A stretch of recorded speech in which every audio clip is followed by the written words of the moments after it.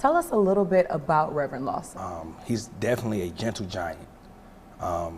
He was a civil rights leader, pastor, professor, friend, grandfather. He was everyone's grandfather. He was just a cool dude. He was chill, and he was a giver, a selfless person. He was not selfish at all, and he always looked out for other people. And so from what I know and just watching him, I'm a better person. So obviously he was a leader, a person who was innovative, creative, right? And so it's so much to talk about when you think about Pastor Lawson. But again, I think number one, outside of just being a pastor and, a leader, he was a giver and a selfless person, for sure. He was Houston's pastor.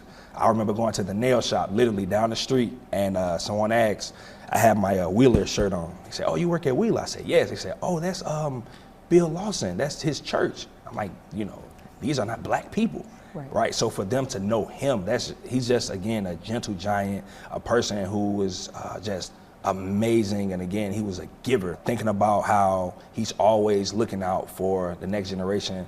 As I stated, that was who he was, right? He was not a selfish person.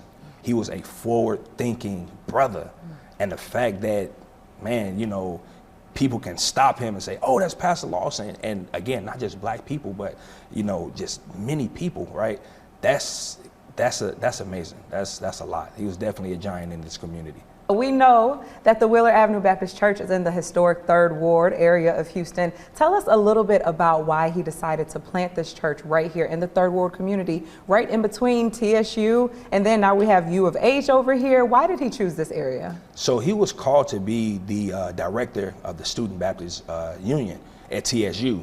And so that was his role. He was a professor, right? But if you listen to Pastor Lawson, he was amazing with his words. Right. And so, many people would talk about how he was simple, but yet profound. And so he played a major role, and he impacted the students.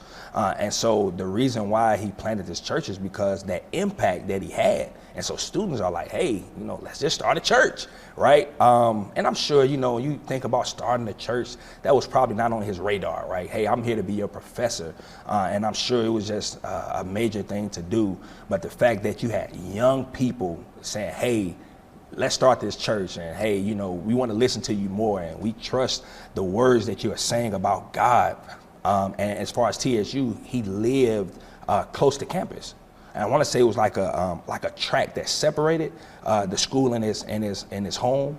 And so he started in his living room, and then to think about starting in his living room, and then now, if you just look around the building, it's like, I don't know, it's amazing for me because, to see him be able to come back and see the fruits of his labor.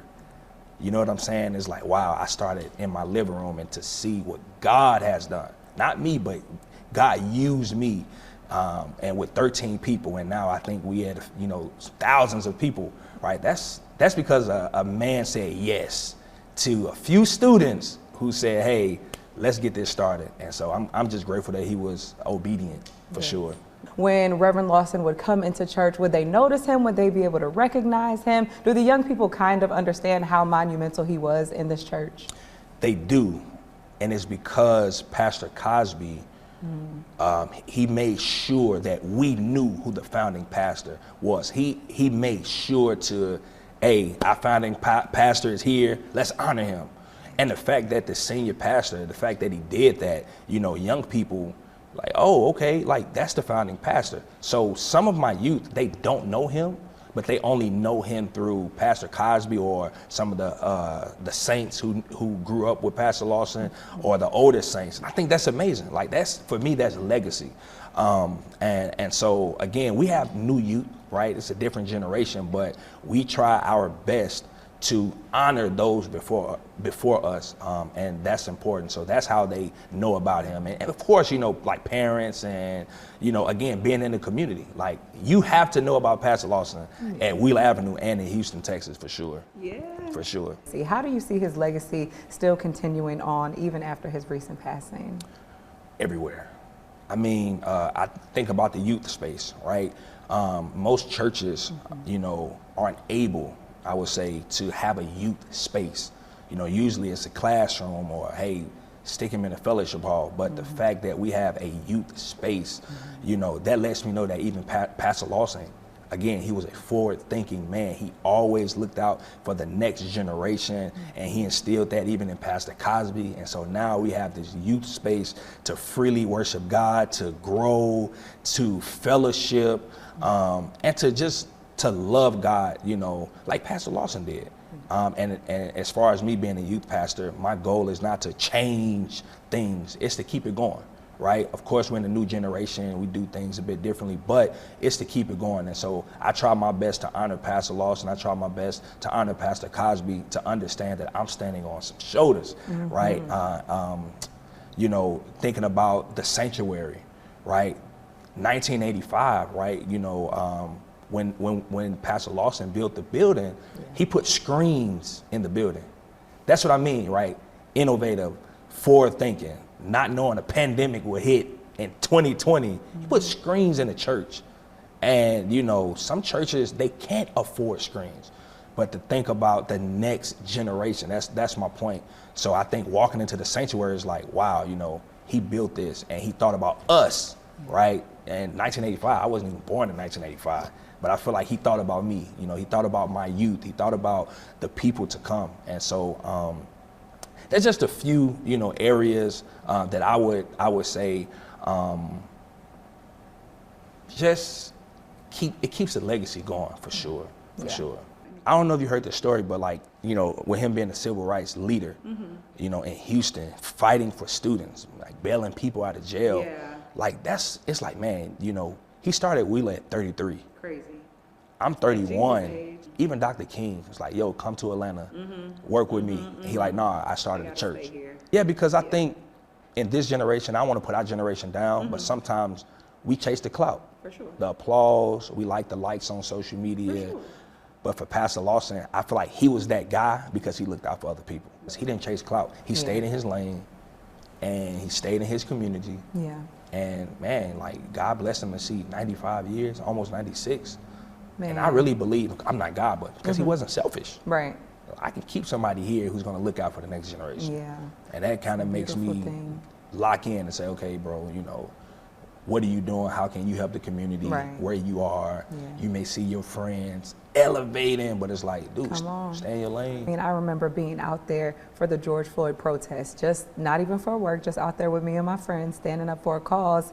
I see them hand a microphone to somebody. I said, is this Reverend Lawson in this Houston heat, the middle of the summertime, but he's showing his presence within the community that, hey, this is a cause that I'm here for. And he did it with so much grace and just so eloquent with it. He wasn't aggressive, like you said, a gentle giant for sure. And you can see it even in his daughters. I didn't really have the chance to see him too much. I would see him in passing, but his daughter just exudes his same characteristics. It's just a beautiful thing. The way that they talk about their mother, his late wife, and just the love that they even had. He had about 6 full-time jobs, a full-time father, a full-time husband. I mean, and this is back in the day when this was not this easy in Houston, Texas to start this. It's just amazing to think about. And you're saying he started it right in his living room. And that's what I'm saying, like to look around, I'm grateful because I don't have to start in my living room because Pastor Lawson said yes. And so the fact that he was able to do all of the work, I'm like, dude, I don't need to complain. A husband, father, pastor. So everyone is like kind of pulling on you. And that's why I just believe, you know, we are better because God said, hey, I'm going to send Pastor Lawson to Houston, Texas. And again, you know, he could have been like, yeah, I'm about to move to Atlanta. But he lived his life for the Lord. It wasn't even about him. Also, he was like, when other pastors I read that.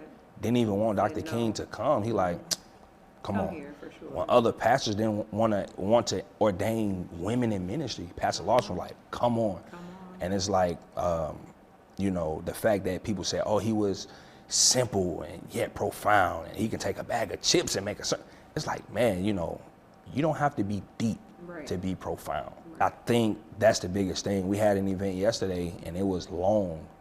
but it could have been longer because you can't just, it's hard to talk about Pastor Lawson 2-3 minutes. Right? And of course, you know, you got to go home, you got to come back the next day, so you have to shorten it. But when a man like that, you know, and we were able to be in his presence. Right, that's amazing. Yeah, you can go on and on like about him. So for the short time I did get a chance to, you know Pastor Lawson, it's like when you get in his presence, you feel like, oh, that's my granddad. You know, I've been knowing him for a long time, and that's just the type of guy he was. And I think we can be great too if we like look at his example, and of course in our own way. And again, just like serve people. I think that's what it's all about. That's what Jesus did, and he was a follower of Christ.